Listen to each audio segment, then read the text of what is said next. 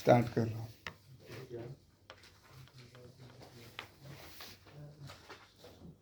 First chapter start करो मेरे बेटा जी।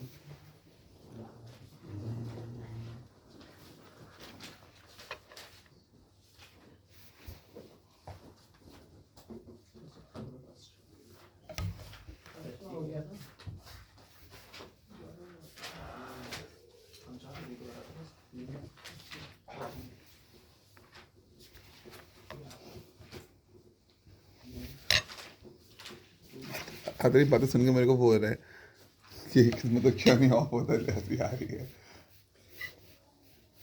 कि वहाँ पे एक दिन ऑफ मतलब of entire of. But there is a difference between coaching and me, I guess. पता है क्या मेरे हिसाब से क्या होता है, जब माहौल एकदम दोस्ती का हो है तो इंसान को कोई परेशानी नहीं होगी, ठीक है। मतलब जब मुझे बताया गया था कि आपको कोचिंग स्टार्ट करनी है, आपको ये कपड़े पहनने होते हैं, ये आई सेड मेरे मेरे होंगे रूल्स, मेरा गेम होगा। मैं नहीं सुन रहा किसी की कि ऐसा ऐसा होगा। जब मुझे पता है इसमें रात रात तक पढ़ाने का टाइम भी आएगा तो ओके, बच्चा करने वाला होना, मैं touch would I can guarantee it, वो 100% पास होगा, उसे कुछ नहीं होगा। अरे वो उससे पूछते हुए हिचकिचाहट ही नहीं होगी, तो वो अपने आप ठीक हो जाएगा। और चाहे वो फाइनल्स का हो, चाहे पता देखो IPC वाले जब बच्चे मेरे क्वालिफाई हो जाते हैं, वो फाइनल्स में आते हैं, तो वो केवल काशी को रुकते क्यों हैं, मैं पढ़ा थोड़ा रहा हूँ कि बस आपसे आधा घंटा बात हो जाएगी, एंड दे वांट जरा हमें आधे घंटे बस पढ़ा दो, वो तुम्हें पास टाइम नहीं होता।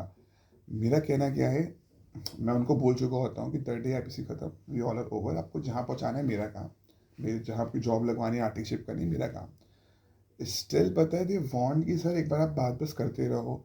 तब मैं उनकी बुक्स में रॉन्ग हो जाता हूँ, क्योंकि मेरे सामने जो होता है ना वो इम्पोर्टेंट होता है। यार जो नहीं क्वालिफाई हो पाया और जो निकल गया ना, उनके पास टाइम मेरे लिए है ना, मेरे पास टाइम उनके लिए। सेंस ऑफ रिस्पेक्ट ही है कि हाँ, तो वो लोग अपने आप कोचिंग आ जाते हैं कि ऐसा ऐसा हो गया। तो बस आई गेस एक माहौल है जहाँ हमें जीतना है, बस और कुछ नहीं। जिन तेरे को योग है ना, जिन तो ठीक है, मतलब होपफुली आपके बहुत अच्छे मार्क्स आएंगे, बहुत खुशी होगी, सब आपकी सक्सेस को एंजॉय करेंगे।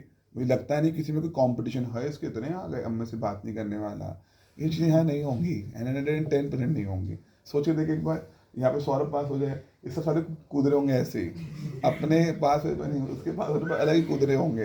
तो वही रिक्वायर्ड है और कुछ नहीं। जब ये पागल होते हैं ना, जब ये जीतते हैं, खुश होते हैं, तो मैं 2 मिनट के लिए अपने एक्सप्रेशन दिखा देता हूँ कि यस बहुत खुश हूँ, और इतना इतना पागल हो जाता हूँ। मगर फिर मैं कर नहीं सकता ना, क्योंकि वो टीचर वाला नाम आ जाता है, तुम तो पागल हो सकते हो। हमेशा बोलते हैं बैच तो ऐसा हो जहाँ सब पास हो, तुम ढोल नगाड़ों से आओ, वो अच्छा नहीं है। क्यों नहीं आ सकते?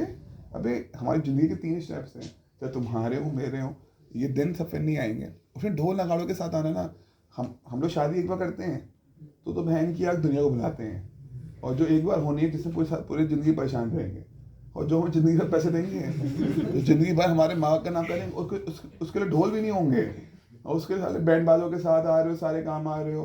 तो जिस दिन जीतो तो ढोल लेकर आओ ना। बस एक चीज़, लिमिट के अंदर हर चीज़ हो, और कुछ उसके बियॉन्ड ना हो। और जीत की खुशी भी जीत की खुशी होती है। फिर अगला स्टेप, और उस दिन तो पागल हो जाओ जिस दिन बच्चा बनता है पहला स्टेज। बोलता हूँ 2 दिन मत सोचियो आगे स्टेज के बारे में, पागल हो जा, मिट्टी में घूम कूदो, धूप को फील करो, जो मन करे वो करो, इसको फील करो। छोटे छोटे काम बहुत अच्छे होते हैं जिनको हम छोड़ देते हैं। आओ 11:23 हुआ है, 12 तक निपटा दूंगा, ठीक है। 27 पेजेस है। हाँ, इसमें ज़्यादा कुछ है नहीं पढ़ने वाला। चैप्टर ही खत्म हो जाएगा, चाहूँ 15 मिनट में। वो तो मैं बताऊँ, पता मैंने सेकंड चैप्टर में इतना टाइम लिया क्यों है, क्योंकि वो हिंदी मीडियम के हैं। वरना मैं कितने में करता सेकंड चैप्टर, 15-20-25 मिनट मुश्किल से। बगली है क्या उसमें, ये तो बोल पूरी BCK, और क्या जो बच्चे BCK करते हैं एक दिन में एंड। अबे BCK में है क्या, मजाक कर रहा हूँ। अरे यार कौन है, वही तो होगा तो हाँ पूछो मुझसे एक दिन सुबह से लेके, वो तो पगला है यार वो। पर हाँ, पगले एक दिन में पूरी BCK इसमें है क्या, याद भी रहती है, हैं? याद भी रहती है, बस वो कंपनी के नेम बोलते हैं। हाँ वो वाले वो परेशान करते हैं बस। परेशान करते हैं बस। आओ चलो, अरे इस चैप्टर को पढ़ेंगे 3 पार्ट्स में। हेलो, हाँ सौम्या, हाँ बेटू, ओके सौम्या 1 मिनट, ठीक है 1 मिनट बेटा। मेरी वॉइस क्यों नहीं आ रही? क्यों नहीं आ रही? सौम्य अब आ रही है आवाज? सौम्य अब आ रही है बच्चे आवाज? मॉम कर दूं?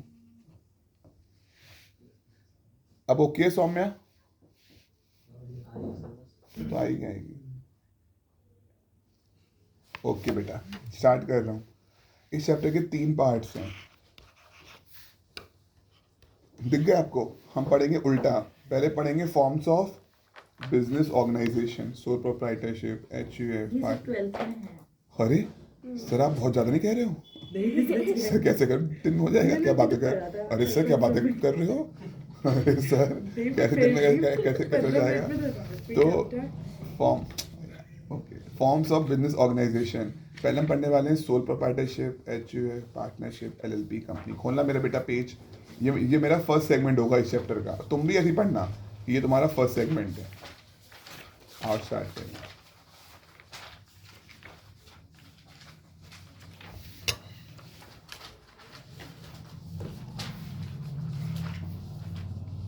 फॉर्म्स ऑफ बिजनेस ऑर्गेनाइजेशन, तो हेडिंग हो गई, डन। इसके बाद स्ट्रेट अवे क्या होता है सोल प्रोप्राइटरशिप? क्या होता है यार सोल प्रोप्राइटर? कोई इंसान अकेले काम करता है। अब देख इसके कहते हैं, मैं जो कर रहा हूँ टाइम वेस्ट है। अब बताओ क्या होता है सोल प्रोप्राइटरशिप? हमें सबको पता है कि एक इंसान है। अब मैं जितना चाहूँगा तो गेम खींच लूँगा, मैं चाहूँ तो फटाफट करूँ। सोल प्रोप्राइटरशिप में एक ही इंसान होता है, उसी की लाइबिलिटी होती है। घर के बर्तन बिक जाएंगे, उसके मरने के बाद उसका बेटा आ जाएगा और उसी पे सब कुछ काम है। वो गया तो काम खत्म भी हो सकता है। पक्का? आओ इसकी ब्लैक लाइन पहली, इट इज द इजीएस्ट। कोई पूछे सबसे पहले कौन सा बिजनेस आया था, तो क्या था? Sole proprietorship. वो अपने काम का क्या है? बॉस है, वन ओन बॉस। वो कौन है? 1 पर्सन ब्रांड है। उसको हम बोलते हैं क्या है? Economic hero. वो एक हीरो है, देख पा रहे हो? सोल प्रोप्राइटर कौन है? इकोनॉमिक हीरो है। सोल प्रोप्राइटर किस पे काम करता है? एक स्मॉल स्केल पे ना, तो इतने सारे लोग नहीं है तो एक स्मॉल स्केल पे काम कर रहे हैं, बस और कुछ नहीं। सारा प्रॉफिट किसका होता है? उसी का होता है। और सारा रिस्क भी किसका होता है? उसका होता है। अब उसकी कैरेक्टरिस्टिक्स दी हुई है यहाँ। Autonomy of being one own boss, खाली जो मैं टिक कर रहा हूँ वो ब्लैक हेडिंग, तो ब्लैक हेडिंग। एक सोल प्रोप्राइटर अपने काम का मेरे बच्चा क्या होता है? Boss. Second, he is the sole provider of capital. Okay, वो खुद ही सारी कैपिटल लगाता है। He is the sole provider of capital. Visibility of owner है और पर्सनलाइज सर्विस है। मानते हो ना? तुम ओनर से 1-on-1 इंटरेक्ट कर सकते हो, एक पर्सनलाइज सर्विस होती है। वो आपको पर्सनली ट्रीट कर रहे हैं, बातें कर रहे हैं। He is the sole bearer of risk, सारा रिस्क उसके खुद का होता है। अनलिमिटेड, घर के बर्तन भी बिक जाएंगे। गोइंग कंसर्न का पंगा है, कहता है sole proprietor entities going concern depend करता है ओनर की हेल्थ और उसकी लाइफ पे after his death upon the willingness of the heir. मतलब उसके मरने के बाद उसके बेटे के ऊपर है कि वो काम करना चाहता है कि नहीं। मतलब वो गया तो काम खत्म, बट अगर लीगल हायर काम करे तो ही कर सकता है। पक्का? उसके मरने के बाद सक्सेशन, आपका नेक्स्ट पॉइंट है सक्सेशन ऑफ ओनरशिप। उसके मरने के बाद सब कुछ किसका होता है? या तो विल बनाई होगी, वसीयत बनाई होगी, उसके अकॉर्डिंग काम होगा, या फिर उसका लीगल हायर पे चला जाए। तो एक तो होती है या तो विल के थ्रू काम होता है, या क्या अप्लाई होगा? Law of inheritance. सर ये विल क्या होती है? विल बोलो या टेस्टामेंट बोलो, ये एक डॉक्यूमेंट है जिससे टेस्टेटर मतलब बाप एक्सप्रेस करता है कि उसकी प्रॉपर्टी कैसे डिस्ट्रीब्यूट होगी उसके डेथ के बाद। पक्का? और नेम्स लिखे होते हैं एग्जीक्यूटर के, लीगल हायर के, जो मैनेज करेगा। और अगर विल नॉन एग्जिस्टेंट है, मतलब इन टेस्ट, मतलब पॉइंट है विल नॉन एग्जिस्टेंट का सेंस क्या है? विल नहीं है तो क्या अप्लाई करेगा? लॉ ऑफ इनहेरिटेंस, अरे वही कि बेटे को मिलता सब कुछ। फॉर एग्जाम्पल ये लॉ किस पे अप्लाई होता है? हिंदूज पे, बुद्धिस्ट पे, जैन पे, सिख्स पे। हिंदू सक्सेशन एक्ट कौन सा है? 1906 अप्लाई हो जाता है। ओके हो ना यार, कोई परेशानी वाली बात नहीं होगी, पक्का ना? ओनरशिप किसके हाथ में होगी? अनलिमिटेड लाइबिलिटी होगी, या तो काम कैसे होगा? बाय विल, या फिर लॉ ऑफ इनहेरिटेंस अप्लाई हो जाएगा। लॉ ऑफ इनहेरिटेंस किस में लिखा है? हिंदू सक्सेशन एक्ट 1906 अप्लाई हो जाएगा। अगला क्या है? HUF। अब ये क्या होती है HUF यार? जहाँ एक करता है और बाकी सबको क्या बोलते हैं? को पार्टनर्स। एक बाप, बाप के सारे बेटे, बेटे बेटे, हिंदू अनडिवाइडेड फैमिली। सारा रिस्क किसका है? कर्ता का। सारा डिसीजन कौन लेगा? कर्ता की लाइबिलिटी क्या होती है? अनलिमिटेड। और बाकी सबकी कितनी लाइबिलिटी होती है? जितना उनके पास शेयर है उतना। बोलते ऐसे हैं, पक्का?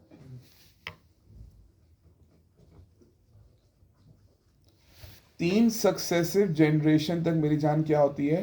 HUF। 3 सक्सेसिव जनरेशन तक, बाप, उसका बेटा, उसका बेटा, वहां तक HUF हम लोग मानते हैं। इंडिया में 3 सक्सेसिव जनरेशन को हम बोलते हैं क्या है? HUF। करूं स्टार्ट? यहाँ पे क्या करेक्टरिस्टिक है? फॉर्म बाय बर्थ, बर्थ से होता है। ये देखो, अच्छा ये ना किस पे लॉ अप्लाई करता है? बुद्धिस्ट पे, जैन पे, सिख पे। ये मुस्लिम फैमिली पे अप्लाई नहीं करता। In contrast, in a Muslim family अगर उनके भाई सारे काम करना चाहते हैं तो वो बीच में कॉन्ट्रैक्ट करते हैं, अ काइंड ऑफ पार्टनरशिप। मतलब ये किस पे अप्लाई करता है? बुद्धिस्ट पे, जैन पे, सिख पे, हिंदू पे। ये मुस्लिम पे अप्लाई नहीं करता। फैमिली पूल ऑफ रिसोर्सेज है, सारा पैसा अपना ही है। सोशल कैपिटल भी बहुत है क्योंकि सब लोग इन्वॉल्व हैं, तो सबके फ्रेंड्स सब लोग इन्वॉल्व हैं, मतलब सोशल कैपिटल हो गया। फैमिली मेंबर्स क्या हैं उसके? को ओनर्स बोलो या बाय बर्थ, चाहे मेल हो चाहे फीमेल हो, दोनों पार्टनर बन सकते हैं, पक्का? डिसीजन मेकिंग क्या है? क्विक। सारे डिसीजन कौन उठाता है? Karta. Take all the decision. Karta की लाइबिलिटी क्या है? अनलिमिटेड लाइबिलिटी है कर्ता की।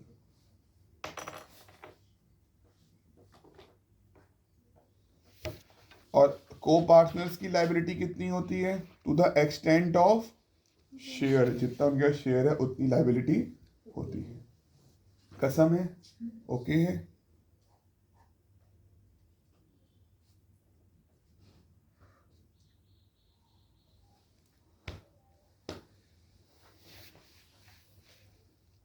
सक्सेशन ऑफ ओनरशिप, वही सेम लाइन शुरू हो गई। विल, काम कैसे होता है? या तो वसीयत के अकॉर्डिंग या फिर लॉ ऑफ इनहेरिटेंस, सेम लिखे सब कुछ। अगर कोई विल बनी है तो सब कुछ वैसे दिया जाएगा, प्रॉपर्टी वैसे बांटी जाएगी। अगर विल नहीं है तो law of inheritance Hindu succession act 1956 apply हो जाएगा। सेम पॉइंट है ना? बिल्कुल डन। नेक्स्ट पे आ गया। पार्टनरशिप क्या होती है? पढ़ाऊं? पार्टनरशिप एक्ट पढ़ रखा है हमने तो। पार्टनर्स कहलाते हैं, ओके हो ना यार? पार्टनर के बीच में सारा काम कैसे होता है? One agreement. कितने पार्टनर होते हैं? 2 या 2 से ज़्यादा। जब मैंने आपको पार्टनरशिप एक्ट पढ़ाया था तो वहाँ पढ़ाया था मैक्सिमम पार्टनर्स 50 हो सकते हैं। तो लाइट्स खोलो, सारी लाइट्स खोल दो, है ना? अंधेरा अंधेरा फीलिंग नहीं आ रही? चुप जाओ और नहीं बस, ठीक है? आओ। इसमें एक एग्रीमेंट होता है, 2 और मोर पर्सन्स होते हैं, पक्का ना? 2 या 2 से ज़्यादा पर्सन होते हैं। मैंने आपको पार्टनरशिप एक्ट में पढ़ाया था कि 50 लोग होते हैं। कंपनी एक्ट के सेक्शन 464 में लिखा हुआ है regarding partnership. Section 464 of companies act में लिखा है। मैं कंपनी एक्ट पढ़ाऊंगा तो वहाँ एक लाइन आएगी कि पार्टनरशिप में 50 ऊपर लोग नहीं हो सकते। सही लाइन वो है।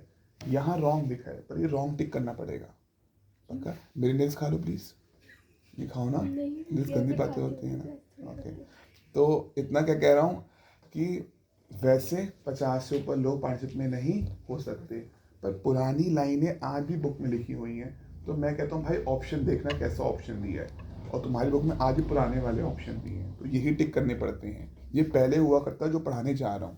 वैसे पार्टनरशिप में 50 से ऊपर लोग नहीं हो सकते, पर पहले क्या था लॉ देख। पहली बात तो पार्टनरशिप को संभालता कौन है? Partnership is govern by Indian partnership act 1932।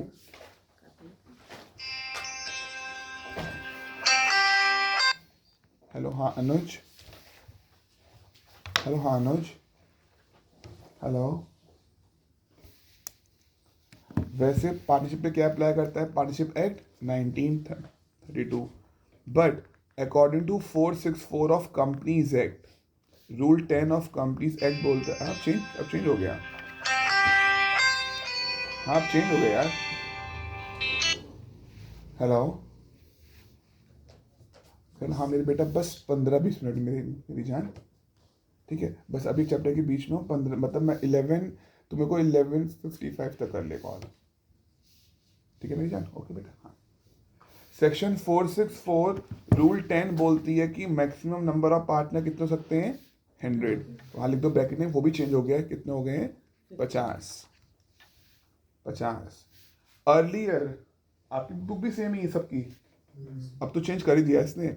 पहले ये लॉ था सेक्शन 11 ऑफ कंपनीज एक्ट में लिखा हुआ था कि बैंकिंग बिजनेस में 10 से ऊपर नहीं हो सकते और बाकी बिजनेस 20 से ऊपर नहीं। तो ये आर भी टिक करना है।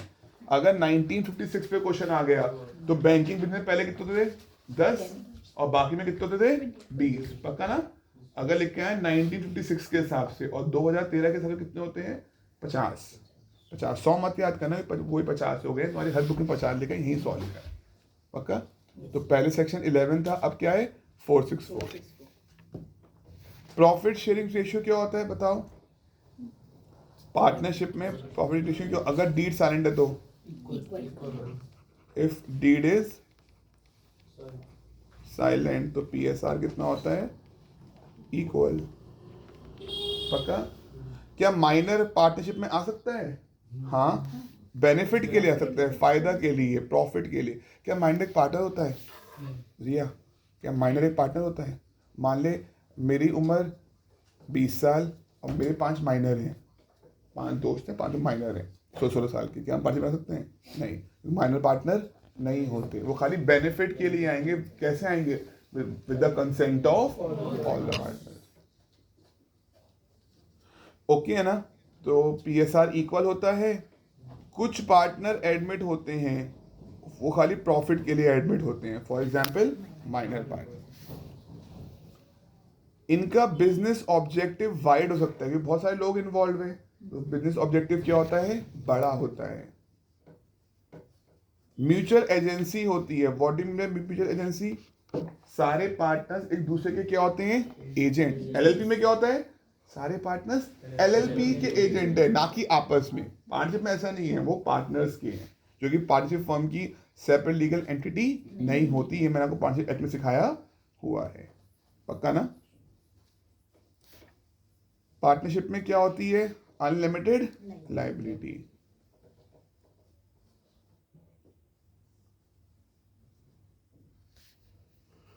ओनरशिप ट्रांसफर नहीं कर सकते, इजीली नहीं कर सकते। पता ही है ना आपको। तो आप जिन लोगों को पार्टनरशिप एक्ट हल्का सा भी याद होगा, हमने पढ़ा है ना, जो नया पार्टनर आएगा वो बुक्स को देख नहीं सकता। पक्का ना? और जब भी आएगा विद द कंसेंट। अगर नया पार्टनर कभी भी आएगा तो कैसे आएगा? With the consent of all the partners. Okay हो? LLP क्या होती है? पक्का? LLP क्या? It's a hybrid. इसमें कंपनी के फीचर्स भी हैं और पार्टनरशिप के भी यार। पक्का नहीं शिका? अब मेरे बेटा पहले के 2 पॉइंट में डिफरेंस दिया हुआ है LLP और पार्टनरशिप में। LLP की क्या होती है? लिमिटेड लायबिलिटी, पर्सनल लायबिलिटी नहीं होती, खाली फ्रॉड को छोड़ के। ओके ना? फ्रॉड करेगा तो LLP लायबल नहीं होगी, पार्टनर क्या होगा? पर्सनली लायबल होगा। तो फिर लिमिटेड लायबिलिटी की बात नहीं होगी। फ्रॉड होगा तो घर के बर्तन भी बिक सकते हैं। पढ़ा हुआ है ना हमने ये? पार्टनरशिप में क्या होती है? अनलिमिटेड लायबिलिटी, घर के बर्तन भी, पर्सनल एसेट्स सारे पार्टनर के बिक जाएंगे। LLP का रजिस्ट्रेशन क्या है? मैंडेटरी। LLP का रजिस्ट्रेशन क्या है? पार्टनरशिप का रजिस्ट्रेशन कैसे होता है? As per partnership registration compulsory नहीं होता। पक्का? एलएलपी की क्या होती है? सेपरेट लीगल पार्टनरशिप की सेपरेट लीगल एंटिटी। एलएलपी में कम से कम लोग और मैक्सिमम कितने भी हो, इसके 2 और मैक्सिमम 100 या 50।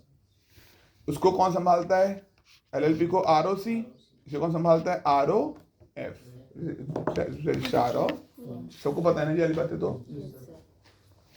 इसमें बहुत सारे कंप्लायंसेस होते हैं, बहुत सारे रूल्स होते हैं, इसमें इतने रूल्स नहीं होते। हर एक पार्टनर एलएलपी किसका एजेंट होता है? एलएलपी का, फर्म का। और यहाँ पे किसका होता है? फर्म का और पार्टनर दोनों का। पक्का है जी? नेक्स्ट आता हूँ कंपनी पे। ये भी तो तुम्हें आता है, कुछ मत पढ़ना, स्टेट अवे डिफरेंस में आ जाओ। प्राइवेट कंपनी में कम से कम लोग 2, पब्लिक कंपनी में कम से कम लोग, प्राइवेट कंपनी में कम से कम शेयर होल्डर्स 200। इसमें कितना है? अनलिमिटेड। प्राइवेट कंपनी में शेयर को ट्रांसफर करने को लेके क्या होती हैं? Restriction. There is no complete prohibition. बहुत सारी रिस्ट्रिक्शंस होती हैं। अगर तुम शेयर को बेचना चाहते हो, पहले ये करो, सबकी कंसेंट लो, तो बहुत सारी रिस्ट्रिक्शंस होती हैं, प्रोहिबिशन नहीं होता। पब्लिक कंपनी में शेयर्स आर फ्रीली ट्रांसफरेबल। कम से कम डायरेक्टर प्राइवेट कंपनी में, पब्लिक कंपनी में 3। ओके हो ना? Private company are exempted. उन्हें ये कमेटी नहीं बनानी, ऑडिट कमेटी, सीएसआर कमेटी। बड़े हो गए ना, आईपीसी में हो गए तो समझ जाओगे इन कमेटीज का रोल क्या होता है। तो प्राइवेट कंपनी को ये ऑडिट कमेटी, सीएसआर कमेटी नहीं बनानी होती, पक्का? और पब्लिक कंपनी को मैंडेटरीली बनानी होती है। ये क्या होती है समझा दूंगा शायद। ये माइक का बैग है? हाँ। आओ। प्राइवेट कंपनी का जैसे ही इनकॉर्पोरेशन होता है वो काम करना शुरू कर सकती है। पब्लिक कंपनी को सर्टिफिकेट ऑफ कमेंसमेंट भी लेना पड़ता है इनकॉर्पोरेशन के साथ साथ। तो यहाँ पे लिख लेना, यहाँ पे इनकॉर्पोरेशन भी चाहिए होता है प्लस कमेंसमेंट भी। यहाँ खाली इनकॉर्पोरेशन। पक्का है? हेलो, हाँ बेटा, ओके। अच्छा, सोच में जाएगा उसमें मैंने, ठीक है, ठीक है।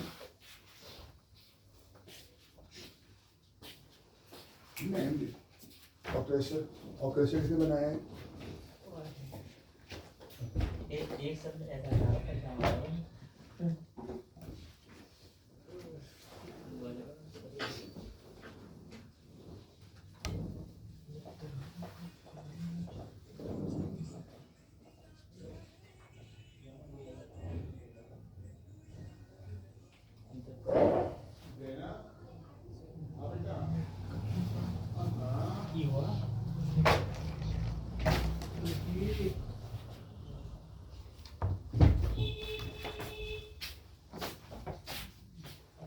ओके हो जी।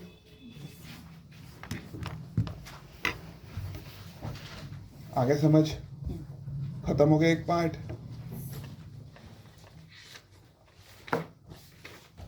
अब फिर चैप्टर की स्टार्टिंग में आ गए। प्लीज जितना टेक करना उतना ही करना, सब कुछ सॉल्व हो जाएगा।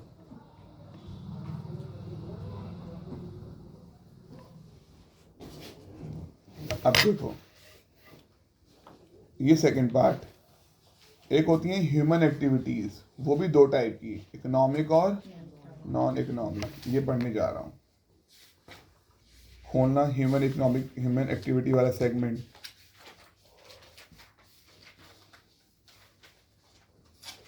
कौन से पेज पर है यार?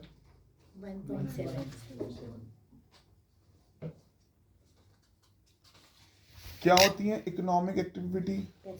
पैसों वाली। नॉन इकोनॉमिक वाली कौन सी होती है? हाँ, पागल, सोशल वेलफेयर। चाइल्ड लेबर कैसे आ गया? चाइल्ड लेबर इकोनॉमिक है? चाइल्ड चैरिटेबल, चाइल्ड लेबर समझ रहा हूँ। इकोनॉमिक पैसों वाली, नॉन इकोनॉमिक कौन सी हो गई? सोसाइटी के वेलफेयर वाली। कहता है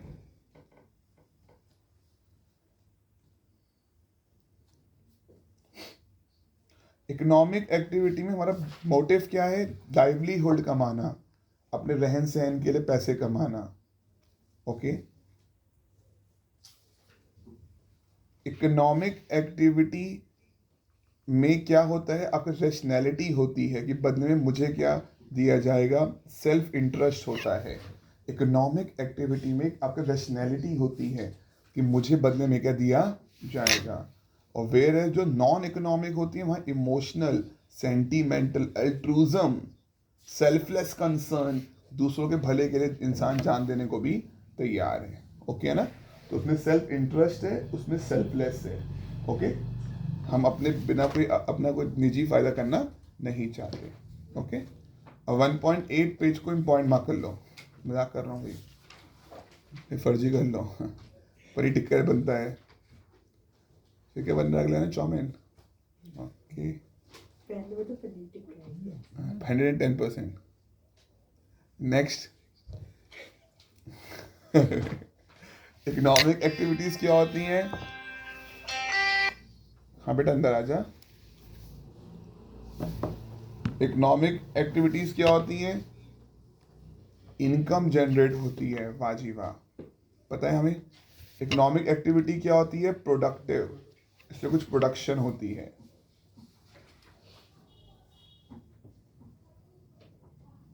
बस अगले पेज पे आ जाओ। ये एक ना नया चार्ट आया था, इस चार्ट को इम्पॉर्टेंट मार्क करने वाला हूँ क्योंकि नया चार्ट बनाया गया था। लेयर 1 में कौन सी कंपनीज आती हैं? मैं इस चार्ट को इम्पॉर्टेंट मार्क कर लेता हूँ क्योंकि नया आया था। लेयर 1 में कौन सी कंपनी आती है? कॉमर्स वाली, सारी इकोनॉमिक एक्टिविटी वाली। तो पूछेगा लेयर 1 लेयर 2 में कौन सी आती है? लेयर 2 में कौन सी आती है? रिटेल, ई कॉमर्स वाली। और थर्ड में कौन सी आ गई? डेली ऑक्यूपेशन वाली। तो चार्ट नया नया बुक में इंट्रोड्यूस हुआ था। लेयर 1 में क्या क्या आता है? कॉमर्स वाली एक्टिविटीज हो गई। लेयर 2 में क्या क्या होता है? Retail, e commerce, real estate, ये सारी आ गई। पक्का। और लेयर 3 में कौन सी आ गई? डेली ऑक्यूपेशन आ गई। लेयर 1 में लेयर 2 इंक्लूडेड थोड़ी? नहीं, लेयर 1 अपने आप में अलग है। बस इनका पॉइंट है कि सबसे ऊपर इकोनॉमिक एक्टिविटी है, देन ये वाली इंडस्ट्री वाली, थर्ड ये वाली। पक्का, इंक्लूड नहीं है। यहाँ पे आ जाओ। क्या डिफरेंस है between the word business, profession और एम्प्लॉयमेंट? आप बताओ क्या डिफरेंस है आपके हिसाब से? क्या डिफरेंस है वर्ड बिजनेस में, प्रोफेशन में और एम्प्लॉयमेंट में? बिजनेस में एक इंसान खुद काम करता है, अकेले रिस्क उठाता है, रिस्क बहुत होता है, कैपिटल कम होती है। प्रोफेशन आओ टिक करते रहे। बिजनेस में क्या क्या आ गया? एंटायर स्पेक्ट्रम, सारी मार्केट वाली activity, industry, trade, commerce. Profession में क्या आ गया? प्रोफेशन जैसे CS हो गए, अपनी एक डिग्री है और डिग्री किससे मिलती है? किसी प्रोफेशनल बॉडी से, ICAI। और हमारा एक क्या होता है? कोड ऑफ कंडक्ट की ऐसे ऐसे काम करना है। एम्प्लॉयमेंट में हम लोग किस चीज़ के लिए काम करते हैं? वेजेस और सैलरी के लिए। और हमारा क्या होता है? Veg employment. बिजनेस में सारे काम कैसे होते हैं? एंटरप्रेन्योर के खुद के डिसीजन से और छोटी मोटी लीगल फॉर्मेलिटीज भी होती हैं। प्रोफेशन में हमारे पास क्या होना चाहिए? सर्टिफिकेट ऑफ प्रैक्टिस और मेंबरशिप। हर डॉक्टर के पास होती है ना सर्टिफिकेट ऑफ प्रैक्टिस, नहीं तो वो प्रैक्टिस नहीं कर सकता। एम्प्लॉयमेंट हमारे पास क्या होता है? Letter of appointment. यहाँ हम क्यों काम करते हैं? प्रॉफिट के लिए, यहाँ फीस के लिए, यहाँ वेज। और क्या यहाँ कोई क्वालिफिकेशन रिक्वायर्ड है? नहीं, यहाँ पे रिक्वायर्ड है स्ट्रिक्टली, और यहाँ मिनिमम क्वालिफिकेशन रिक्वायर्ड है। यहाँ सारे काम कैसे होते हैं? फाउंडर की वैल्यू के हिसाब से, जो उसके एथिक्स हैं उसके अकॉर्डिंग काम होंगे। और यहाँ जो प्रोफेशनल चीज़ें होती हैं वैसे ही काम होंगे। यहाँ सारे काम किसके हिसाब से होंगे? एम्प्लॉयर के। यहाँ इन्वेस्टमेंट बहुत चाहिए, यहाँ कम चाहिए, खाली चैम्बर बनाना है। यहाँ बिल्कुल भी नहीं चाहिए। यहाँ तुम अपने काम के क्या होते हो? बॉस। यहाँ भी बॉस होते हो, क्वाइट अ बिट, मतलब बॉस काफ़ी हो, क्वाइट अ बिट काफ़ी। यहाँ तुम बॉस नहीं हो। यहाँ तुम्हें इकोनॉमिक अचीवमेंट मिलती है, यहाँ तुम क्लाइंट को सर्विस दे रहे हो, यहाँ तुम पैसा कमा पाते हो। क्या इनकम यहाँ पे सर्टेन है? नहीं, कुछ भी हो सकता है। यहाँ सर्टेन है काफ़ी हद तक, यहाँ पूरी सर्टेन है। यहाँ कभी भी काम बंद हो जाएगा जब तुम एक्सपायर हो गए। यहाँ सर्टेन है, यहाँ भी सर्टेन। मतलब तुम्हारा सॉरी यहाँ पे स्टेबिलिटी की बात हो रही है। स्टेबल है तुम्हारा काम, बिजनेस में नहीं है, वहाँ पे है, वहाँ पे है। क्या तुम अपना इंटरेस्ट बेच सकते हो? हाँ, बिजनेस को बेच सकते हो, यहाँ नहीं बेच सकते। और जॉब किसी को बेच नहीं सकते। पक्का ओके है ना? पक्का ओके है ना? तो ये तो ठीक है। और टाइम लूँ? फर्स्ट पॉइंट पे आ गया। 15 मिनट। वो तो मैं मजे ही ले रहा हूँ ना, इसलिए। अबे अगर दिल से पढ़ाने आऊँगा तो 5 मिनट भी तो नहीं है मेरे। 5 मिनट का मतलब 10 मिनट होता है, 15 मिनट होता है। पर दिल से पढ़ाने आऊँगा तो मैं है ही क्या। डोमेन्स ऑफ बीसी के फर्स्ट में आ रहा हूँ। अभी तो वो कर रहा हूँ कि जो आज आई चैप्टर करने हैं, पूरा कोर्स नहीं निपटाना, हल्के हल्के खींचना है। वो चाहूँ तो एक दिन में ना हो जाए। तुम देखे मेरे कंधे चौड़े हैं, लगे मेरी बात में आओ फटाफट करें। डोमेन्स ऑफ आपका बीसी के फर्स्ट टॉपिक स्टार्ट करना। जितना बोलूँगा वही बस टिक करना। बीसी के क्या है? इलेक्ट्रिक है, मल्टी डिसिप्लिनरी है। इसका सेंस क्या है? बीसी के इलेक्ट्रिक है, मल्टी डिसिप्लिनरी है। पढ़ना। बीसी के इलेक्ट्रिक है, मल्टी डिसिप्लिनरी है, हर फील्ड में यूज हो सकती है। इसका मतलब ये हुआ। इसमें लिख लो। अब आप सही से यूज करो। क्या आप कैसे कर रहे हो? पूरा पेज खराब कर रहे हो। तो पूरा कर लिया। चलिए सॉरी। बीसी के इज इलेक्ट्रिक। बीसी के क्या है? इलेक्ट्रिक है, मल्टी डिसिप्लिनरी है, हर फील्ड में यूज हो सकती है। कहता है बीसी के इलेक्ट्रिक है, वो various discipline, marketing, accounting, finance, psychology सब में यूज हो सकती है। बस और नहीं, बस। अच्छा, कभी कोई बोले यार स्ट्रेटजी वर्ड कहाँ से आया? कहाँ से आया? मिलिट्री से। ओके। अच्छा, लॉजिस्टिक वर्ड का सेंस क्या है? लॉजिस्टिक वर्ड मतलब बता दो तो मान जाऊं। लॉजिस्टिक वर्ड मतलब ट्रक के पीछे कभी गाड़ी ट्रैफिक में अटकी है, ट्रक के आगे लिखा होता है लॉजिस्टिक डिपार्टमेंट। कभी देखना। अरे जिससे माल को हम ट्रांसपोर्ट करते हैं ना, ट्रांसपोर्टेशन वाले जो काम होते हैं उसको हम बोलते हैं क्या है? लॉजिस्टिक। पक्का। अब देख इसमें लिखा भी हुआ है, 2 टाइप के होते हैं। पहले तो इसको पढ़। एक होता है इनबाउंड लॉजिस्टिक, जहाँ पे मूवमेंट ऑफ इनपुट होता है, और एक होता है आउटबाउंड लॉजिस्टिक, जहाँ मूवमेंट ऑफ आउटपुट होता है। जब इनपुट मूव करता है एक जगह से दूसरी जगह, उसे क्या बोलते हैं? Inbound logistic. जब आउटपुट मूव करता है एक जगह से दूसरी जगह, उसे क्या बोलते हैं? आउट। ये दोनों वर्ड आए कहाँ से हैं? मिलिट्री से आए। पक्का ओके रिया? इरेज कर पा रहे हो? बुल्स वर्ड ओके हो? बुल्स वर्ड का मतलब होता है जब हमें ऑप्टिमिस्टिक हैं, जब हमारी ऑप्टिमिस्टिक एक्सपेक्टेशन है तो हम कहते हैं बुल मार्केट। जब हमें उम्मीद है कि मार्केट अच्छा करेगी तो उसे क्या बोलते हैं? बुल। और एक क्या होता है? बियर मार्केट, जहाँ पे हमारी अप्रोच क्या है? पेसिमिस्टिक, मतलब नेगेटिव। पक्का?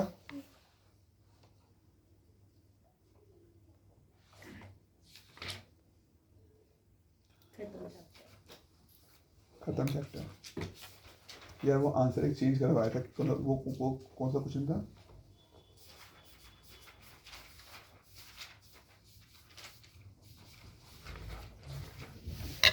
ट्वेंटी थर्ड का आंसर बुल्स एंड बियर है। 23rd का आंसर सी है। 23rd का आंसर सी है, बुल्स एंड बियर। तुम्हारी बुक में रॉन्ग दी है। ओके जी, डन है, कसम है। ओके, अब क्या करें?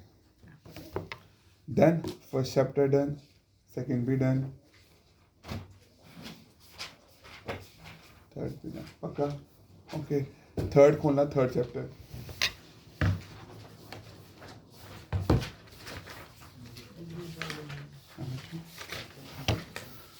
कौन सा हो गया?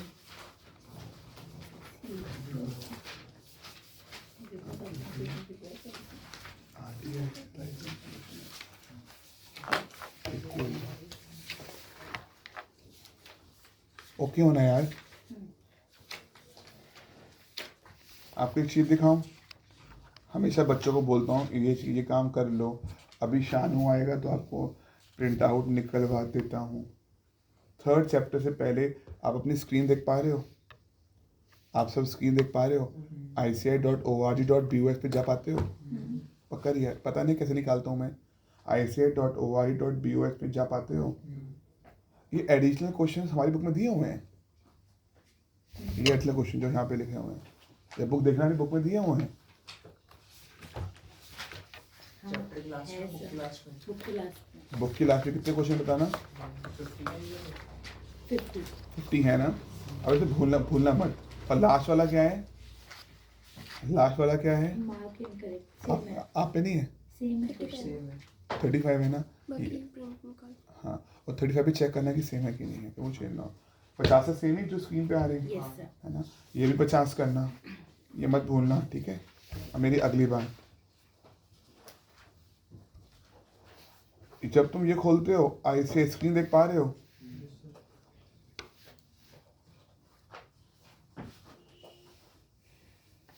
ये मैंने पार्ट 2 BC के खोली,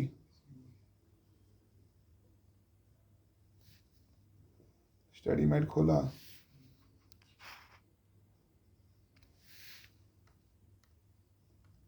अब वो हट गया, ये रहा। पेपर 4 खोला तो ये आता है रेफरेंसर फॉर क्विक रिवीजन, देख लिया? ठीक है, कभी किया है आज तक सॉल्व है रिया? इसके लास्ट पेज पे जाना, लास्ट पेज पे ये कंपनीज के नाम दिए हुए हैं। ये 3rd चैप्टर जो है ना तुम्हारा, देखो भारो भार हो गया। मैं 3rd चैप्टर कराता भी नहीं हूँ। एक मिनट देखो, 3rd चैप्टर बुक में खोलना है एक बार, सॉरी 3rd चैप्टर अपनी बुक में खोलना।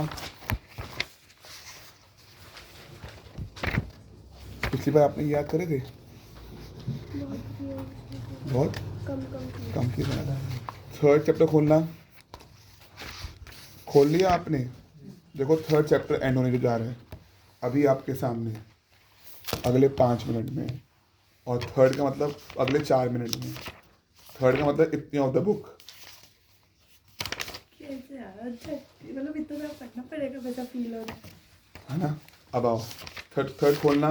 मैं 3rd के अदानी उस पे हूँ, अदानी पेज नंबर 3.6 पे हूँ। खोल लिया? 3.7 न्यू बुक में होगा, देख पा रहे हो? Incorporation year, ownership group Adani group, head quarter Ahmedabad Gujarat India, दिख गया? प्रेजेंट हेड कौन है? सर ये नाम ही याद करने हैं? अच्छा, एक ही कंपनी होगी।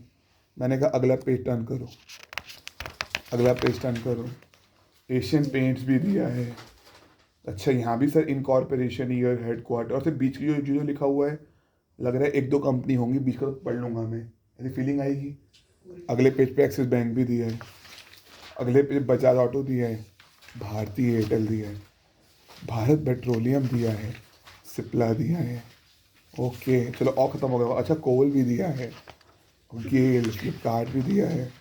ओके, मतलब सारी कंपनी है। फिर अब क्या क्या याद करना है? कुछ मत करना। ये जो पेपर देख पा रहे हो, ये ओवरव्यू देख पा रहे हो जो मैंने निकाल के दिया है, इसमें सारी कंपनीज हैं तुम्हारी सारी, और उसका डाटा ना आपको टेबुलर फॉर्म में दे रखा है, और क्या क्या चीज़ें रिक्वायर्ड है वो भी दिया हुआ है, क्या क्या चीज़ें रिक्वायर्ड है वो भी दिया हुआ है। तो इसका प्रिंट आउट निकालना, ठीक है? अभी निकलवा दूंगा शानू से आपको, और फिर इसमें चेंजेस कर लेना। ये लिस्ट पुरानी वाली हो सकती है, ये जो क्योंकि रेफरेंस है, मान लो आज इसका इनकॉर्पोरेशन ये तो सेम ही होगा, आज जो चेयरमैन है वो कोई और है, मान लो जान पा रहे, तो उसमें कुछ और हो जाएगा, चेंज हो गया होगा। तो वो नई बुक को देख के इतना चेंज तो कर लोगे चार्ट के अंदर ना, पर ये चार्ट याद करना है। ओके सर, अगर कोई मुझसे बोले चैप्टर 3 करना है, कोई मुझसे बोले चैप्टर 3 करना है, तो पहले मैं करता क्या, बुक के पीछे जाके ऑब्जेक्टिव करता, जो कि है 48, आंसर पढ़ के बाद टिक कर लेता और याद करना शुरू रहता। फ्लिपकार्ट का हेडक्वार्टर कहाँ है? सिंगापुर। अमेजोन ने अपना काम कब से स्टार्ट किया था? 21-20 से, 12-13 से। ये काम करती है, ये काम करती है, ऐसे करके पहले पीछे का ऑब्जेक्टिव याद करो, फिर इस चार्ट का यूज़ करो। तो सारी कंपनी करनी है? हाँ सर, आप एक काम करो, रोज़ कुछ कंपनी का टेस्ट पकड़ लो, तभी हम कर पाएंगे, वरना आप तो जानते हो हमें, हम तो उसको छोड़ देंगे, डायरेक्ट एग्जाम में करेंगे, और एग्जाम में सारी हमसे याद नहीं होंगी, और फिर हम घुस जाएंगे, है ना? सर हमें परेशान करोगे, रोज़ कंपनी याद करवाओगे? हाँ, रोज हमें गालियां दोगे? हाँ, समझ में आ गया। आपको बस ये चार्ट पढ़ना है, इसमें सब कुछ दिया है, इसे अपडेट करना चार्ट को अपनी बुक देखकर। और जो इसके कॉलम्स हैं कि सीईओ कौन है, सीएफओ क्यों क्या है, इसकी रैंकिंग क्या है, वगैरह वगैरह, यही कॉलम्स करने हैं बस। इतने ही याद हो जाए ना, वो बड़े तोप हो। यही याद नहीं होंगे, पक्का? ठीक है, तो आगे समझ। पहला मैं तो बोलूंगा, थर्ड चैप्टर तो बोलोगे हो गया, दैट मीन तुम ये कह रहे तुम्हारे ऑब्जेक्टिव सारे याद हो गए पीछे के, टिक मार लिया ऑब्जेक्टिव। फिर ये चार्ट याद कर लिए सारी कंपनी से। मैं ये 2 पेज का चार्ट आपको अभी निकाल दूंगा प्रिंट आउट, ठीक है? 10 कंपनी ये रही, ग्लोबल कंपनीज हैं ये, और ये कुछ इंडियन कंपनीज हो गई। पक्का सब कुछ याद कर लोगे, चेक चेक करते जाओगे। सर इसे करने की टेक्निक क्या होती है? रोज सुबह उठ के 20 मिनट इन्हें याद कर लो। मान लो आज तुमने कल 20 मिनट में 3 कंपनियां याद कर ली, तो अगले दिन 20 मिनट पहले वो 3 रिवाइज करना, 2 और कर लेना। बस रोज 20-20 मिनट, रोज 20-20 मिनट, रोज 20-20 मिनट, रोज 20-20 मिनट, चैप्टर याद हो जाएगा। इस चैप्टर का जब सब याद हो जाए तो स्कैनर करने की कोशिश करना, क्योंकि स्कैनर तो पुराने आंसर दिए होंगे जो कुछ टाइम के चेमेंट वगैरह होंगे, तुम्हें आंसर सही मिलेंगे नहीं। पर हाँ, देखना तो कि स्कैनर में कैसा आता है। इमेज तो स्कैनर से आएगी ना, क्वेश्चन कैसे आते हैं, बात समझ में आ गई ना? तुम्हें इमेज तो स्कैनर से आने वाली है ना, कैसे एग्जाम में क्वेश्चन आएंगे। पक्का है? ओके। तो सर आपने आज इतनी बुक करा दी है, मतलब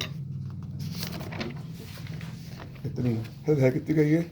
इतनी एक दिन में कैसे होगी ये? समझ पा रहे हो? पक्का? डन डन ओके हो ना? सर अब हम क्या करें? अब मैं आपको ये बोलना चाहूँगा, पहले मैथ्स के 2.5 घंटे निकाल लो, मैथ्स को 2.5 घंटे का डिपार्टमेंट ख़त्म करो। उसके बाद एक चैप्टर बीसीके का याद कर लो। मैं आज शाम को इसके 2 चैप्टर और गिराऊंगा, 4th और 5th। तीनों नहीं गिराऊंगा क्योंकि 6th चैप्टर बहुत प्यारा है, वो 2-2.5-3 घंटे का गेम है। कल कुछ कंपनियाँ, कल कुछ जान मुझ के लूँगा ना उसमें, 6 चैप्टर टाइम लूँगा, वरना कोर्स खत्म हो जाएगा। आगे समझ? कहता हूँ अब आई समझ। मैं चाहूँ तो दिन में दिन पड़ जाए, फिर मैंने बीच का हॉल खा लिया, अगर ये हॉल्ट ना खाऊँ तो ख़त्म आज हो जाएगा 4th 5th 6th। ठीक है ना? अब रोज सुनूंगा ना। कल फिलहाल अच्छा सर आपने हमसे ये बोला कि अब भी बजे हैं 12:30, मान लो 12:15 पे बजे हैं, जहाँ से हम 2.5 घंटे मैथ्स का स्लॉट निकाल लेते हैं। फिर पूरे दिन हमें इकोनॉमिक्स करनी है, बीसीके करनी है, संडे बीसीके करने को बोला है। सर कल आप क्या करोगे हमारे साथ? कल मैं आपके साथ चैप्टर 1 सुनूंगा, चैप्टर 2 सुनूंगा बीसीके का, विद स्कैनर बोल रहा हूँ। Chapter 1 with scanner with objective. पहले तुम्हारे डाउट लूंगा, आओ पूछ बताओ डाउट कौन से हैं, कौन से वर्ड तुम्हें परेशान कर रहे हैं, तुम कहाँ कहाँ अटके हो। ठीक है? चैप्टर 1, 2 के डाउट लूंगा, और 3 की 5 कंपनीज बोल दूं। 3 की 5 कंपनियां याद करनी है, Adani, Asian paint, Axis bank, Bajaj auto and Bharti Airtel. 5 company के इनकॉर्पोरेशन ईयर पूछ लूँ या कुछ पूछ लूँ, 5 कंपनी नाम याद करने को बोल रहा हूँ। और चैप्टर 3 के पीछे के सारे ऑब्जेक्टिव बोल रहा हूँ, पीछे के 50 के 50 ऑब्जेक्टिव कह रहा हूँ आपसे मैं। बात समझ में आ गई? पक्का? अब वो शायद फोन तो नहीं उठाएगा ना, जिसका भी आया है ना? वो नहीं था, जो घूम हुआ था। ओके, तो समझ गए मेरी बात ना? समझ गए मैं? तो ठीक है, समझ गए ना? कल मैं किसी से भी सुन लूँ चैप्टर 1, चैप्टर 2 और चैप्टर 3 के पीछे के सारे ऑब्जेक्टिव, और 5 चाहिए। मैं तुम्हारी जगह होता, पहले मैथ्स का 2.5 घंटे का स्लॉट निकालता, खत्म आज का मैथ्स का 2.5 घंटे का काम। सिर्फ आप 2.5 घंटे में हमसे चाहते क्या हो? मुकुल वाले ग्रुप को बोलूंगा जिनका कोर्स काफ़ी लेफ्ट है कि आज 2.5 घंटे में नया करो। मान लो एक नया चैप्टर हो गया आज या कल में, दो दिन के अंदर, तो तीसरे दिन उसी को रिवाइज करना या कोई पुराना रिवाइज करना। एक नया एक पुराना, एक नया एक पुराना। अगर मैं रिया, इशिका, लवीश और मुजाहिद वाले ग्रुप में होता तो मेरा कॉन्सेप्ट होता कि पुराना ही रिवाइज कर लेता हूँ। पुराने में मैं अपने गुड को स्ट्रेंथ में कन्वर्ट करने जा रहा हूँ। मेरा समझ में आ गया, मैं सौम्य की जगह भी होता, अब मैं अपनी गुड को स्ट्रेंथ में बदलने जा रहा हूँ। मेरा कॉन्सेप्ट देखना, मैंने क्या कहा था, 10 दिन खाली इको कराऊंगा, और मैथ्स तो अब जो मेरी जिसकी डाउन है वो थोड़ा गुड पे आया होगा, वो गुड को अपनी स्ट्रेंथ बना ले कि इतने मार्क्स तो मेरे कहीं नहीं गए। फिर कर लो स्टडी मैट, और फिर कर लो वो कौन सा एग्जाम में कोई बाहर का क्वेश्चन आ गया, कौन सा तुम्हारा दिमाग होगा यूज, पर इतने नंबर ऑफ वेराइटी वाले क्वेश्चन होंगे, दिमाग चलना तो स्टार्ट हो जाएगा। तो मैं अगर इशिका वाले ग्रुप में होता तो आई वुड रिकमेंड, प्लीज एक चैप्टर पुराना वाला ही रिवाइज कर लो, जो तुम कर चुके हो, ठीक है? और अगर मैं मुकुल वाले ग्रुप में होता, मैं एक नया चैप्टर करता पहले दिन। आज मार्च 1, मार्च 2 तो शायद खत्म हो जाता, मार्च 3 को मैं या तो उस चैप्टर को रिवाइज करता हूँ या तो पुराना रिवाइज करता हूँ जिसको मैं कर चुका हूँ। तो एक नया, एक पुराना, एक नया, एक पुराना, डन। और अगर मैं दूसरे वाले ग्रुप में हूँ तो रोज पुराने करूँगा, वो एक एक दो दो नए करने नहीं जाऊँगा, ठीक है। 10 तारीख तक मैं इकोनॉमिक्स सुन के ना तुम्हारे टेस्ट लेके तुम्हारी, बस मुझे नहीं पता, मुझे चाहिए ब्रिलियंट इकोनॉमिक्स, मुझे यही चाहिए मार्क्स 100 के 100।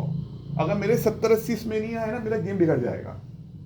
मैं अभी समझा रहा हूँ, मेरा पूरा गेम टिका इसके ऊपर है, मैं इसके लिए कुछ भी करूंगा। अरे अगले 10 दिन अकाउंट लॉ हो या ना हो, ये मेरी प्राइम एरिया इकोसिस्टम है, इसलिए इतने प्यार से, इसलिए मैंने कहा ना आज मेरा इंटेंट क्या है, इजी गो, इनका आराम से, ये टारगेट है आज। मैंने तेज क्यों नहीं करा, क्योंकि मैं चाहूँ तो मैं अकाउंट लॉ नहीं कर सकता, ठीक है। मेरे 3 चैप्टर हो गए, मैं एक और निकालता हूँ 4, शाम को उठाता हूँ अकाउंट्स, खत्म बात। मैं ये नहीं कर रहा हूँ, मुझे पता है कि मैं 3 चैप्टर आज निपटाऊंगा, कल अंशिका का कराएगी आपको एक और, मेरा BCK का टारगेट हो चुका होगा, तो मैं खाली कल पढ़ना अंशिका के साथ, मैं खाली सुनने आऊँगा। समझ गए कहना, बात समझ में आ गई ना। मैं लास्ट टाइम कह रहा हूँ 2.5 घंटे का मैथ्स का स्लॉट निकालो, एंड करो। अगला काम चैप्टर 1 रख दो नोट्स के साथ। 2 पहले चैप्टर पढ़ते हैं तो चैप्टर एक बार पढ़ना, 2 बार, 2 बार। पहली बार भी यूँ पढ़ते हैं थोड़ा तेज तेज। मेरे अकॉर्डिंग चैप्टर 2 के लिए कितना टाइम, BCK चैप्टर 2 के लिए कितना टाइम पढ़ने में, मैं दूंगा फर्स्ट रीड में 1 घंटा, अगली रीड में हाफ एन आवर। चैप्टर 1 की पहली रीड होगी मेरी 40 मिनट्स, अगले की रीड होगी 20 मिनट। आई समझ, पहले 1.5 घंटे चैप्टर पढ़ूंगा 2 वाला, जिससे सारे वर्ड्स के साथ में हैबिचुअल हो जाऊँ। ओके, टास्क एनवायरनमेंट बोलते हैं, ये फैक्टर ऐसा करूँगा, डेमोग्राफिक, पॉलिटिकल, पेस्टल का P ये है, E ये है, S ये है, SWOT strength, W weak, operative threat. Okay, Peter ने ये कहा था, डकर ने ये कहा था, इसने ये कहा था, पोगो ने ये कहा था, ब्ला ब्ला ब्ला। देख पा रहे हो, उसके एडमिनिस्ट्रेटिव रिस्पॉन्स था, कॉम्पिटिशन रिस्पॉन्स था, कलेक्टिव रिस्पॉन्स था, उसका लीड रेजिस्टेंस था, उसका प्रोसीड विद कॉशन था, डायन, ऐसे आके बंद करके फिर अगर करूँगा रीड। ओके, बिजनेस एनवायरनमेंट बड़ा वो होता है, स्कैनिंग करना मतलब रीड करना। ओके, ऐसे ऐसे ऐसे, अगर समझ, पहले 1.5 घंटे की रीड करो, चैप्टर पे हाथ जमा लो, फिर करना ऑब्जेक्टिव। जल्दबाजी मत करना, ऑब्जेक्टिव तो इतनी बार कराऊंगा ना, इतनी बार भी तुम्हारा अपने आप काम हो जाएगा। चैप्टर पढ़े 1-2 बार ही जाते हैं अच्छे से, डन। 1.5 घंटे का टाइम दो, पहले 1 घंटे का टाइम दोगे चैप्टर पूरा हो जाएगा, फिर आधे घंटे का टाइम दोगे चैप्टर और स्ट्रांग हो जाएगा, फिर करना पीछे का ऑब्जेक्टिव। चैप्टर 1 को एक रीड में 40 मिनट, फिर 20 मिनट, और वो चैप्टर के फिर पीछे का ऑब्जेक्टिव करना। 3rd चैप्टर की 5 कंपनियां याद करने को बोल रहा हूँ। अगर शानू नहीं आया, आपकी फोटोकॉपी नहीं आ पाई, तो प्लीज़ तब भी मुझे 5 कंपनी के नाम रिक्वायर्ड है, यही ये कॉलम रिक्वायर्ड है जो उसमें दिए हुए हैं। निकालना आता है, ICI.OI.BOS CA फाउंडेशन खोलना, पेपर 4 खोलना, उसमें वाइगा क्यूक मतलब उसके लास्ट के 2 पेज खोलना, 5 कंपनी के जो कॉलम दिए हैं वही कॉलम पूछ रहा हूँ, 5 कंपनीज के याद करने को बोल रहा हूँ। बात समझ में आ गई? क्लियर कट इंस्ट्रक्शंस है ना, ठीक है। तुम्हारी ज़िंदगी में इससे इंपॉर्टेंट डेज नहीं आएंगे, बस मुझे इतना पता है। ओके है, डन। आज शाम वाले बैच में सर कितने बजे स्टार्ट करोगे? 6 बजे, ठीक है। शाम 6 बजे स्टार्ट होगा और इस चैप्टर को स्टार्ट कर दूंगा। 4th और 5th ये दोनों एंड कर दूंगा, 4th और 5th दोनों एंड कर दूंगा, ठीक है। कल खाली सुनने वाले काम, ओके नाइस। आज 4th और 5th करके कल खाली सुनने वाले काम। 3rd अगर तुम्हारी बड़ी हुई अंशुआ के साथ, खाली टेस्ट होगा तो 6 भी निकाल दूंगा। बड़ी हुई तो जिस दिन तुम्हारा दिन हल्का हो उस दिन 6 चैप्टर लूँगा। समझ आ गया? पक्का। इकोनॉमिक्स का 1st और 5th चैप्टर वो भी मेरे हैं, वो तुम्हें अपने आप समझ में आ जाएगा 1st और 5th में क्या है, ठीक है। वो भी आसान से हैं, डन। मुझे 1 to 10th मार्च में ये रिक्वायर्ड है। आपको 20 तारीख तक की स्ट्रेटजी समझा रहा हूँ। 11 से 15 ये स्लॉट है लॉ को याद करने का। 11 से 15 मार्च लॉ को रटने का स्लॉट है, लॉ को रटने का, जहाँ मेरा काम भी है बहुत पूरी पूरी लॉ गिराना, तुम्हारा काम है पूरे दिन लॉ, और उसके साथ क्या होगी 2.5 घंटे इकोनॉमिक्स, सॉरी 2.5 घंटे मैथ्स और 2 घंटे इकोनॉमिक्स। समझ में आता है? ऐसा होते नहीं है सर, लोग पूरे दिन ऐसे करके लॉ करने बैठेंगे, होगा नहीं ऐसे। अगर स्पेसिफिक अगर 2-2.5 घंटे वैसे निकालने पर लेके वो सही है। आप निकाल सकते हो, यूजुअली लोग नहीं, इनको देखकर पर डे करनी पड़ेगी। आप इसलिए निकाल सकते हो क्योंकि आपकी इंग्लिश पे हैंड अच्छा है, इसलिए इन लोगों को तो पूरे पूरे दिन देनी पड़ेगी, क्योंकि इनको मैं 2-4 पन्ने बोलता हूँ ना तो भी इनके पूरे दिन ही खपता है, तो इनको तो पूरे पूरे दिन ही बोलनी पड़ेगी। हाँ रिया, आप, इशिका चाहो तो बीच में इकोनॉमिक्स के साथ साथ, अभी तो नहीं, कुछ चैप्टर थोड़े आगे होने दो, फिर चाहे 2 घंटे लॉ के निकाल देना। कल मैंने रिया से कहा अगर तुझे लग रहा है तेरी मैथ्स तैयारी अच्छी है तो साथ में LLP को ख़त्म कर दे। मैंने तो 5 टॉपिक दिए थे ना, अब पूरी LLP को गिरा दे। और कैसे गिराइयो, 3 पन्ने करे LLP के, जैसे अभी ये स्ट्रेटजी होती है।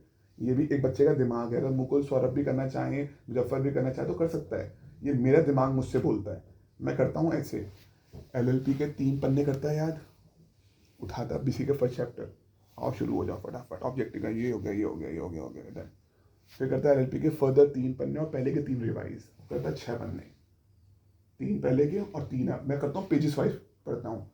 6 पन्ने को रिकॉर्ड मारता है, ये होगा, ये आएगा, ये आएगा, ये आएगा, ऐसे 6 पन्ने को मैं रिवाइज मारता हूँ। इस 6 पन्ने को रिवाइज करने के साथ मैं करता BC का अगले 6 चैप्टर सेकंड पे आ जाता। फिर उसके 3 पन्ने और पहले के 6 रिवाइज होते, ऐसे खींचता। पर मैथ्स के 2.5 घंटे निकालने के बाद तो तू अगर चाहे तो अभी भी कर सकता है। LLP एक्ट तो मेरे हाथ में आ जाएगा, वो तो 8-10 मार्क कहीं नहीं गए। अब ये जीतने की स्ट्रेटेजी है, अपने टीचर से एक स्टेप आगे रहे तू जीत जाएगा। BC के इकोनॉमिक्स तो हर इंसान करेगा ना, BC के और मैथ्स हर इंसान करेगा ना, उस सभी को मैंने बोल दिया। बच्चा तो वो जो साथ में LLP के टाइम में निकाल दे, प्रोवाइडेड उसकी BC के डाउन हैंडल पे ना हो।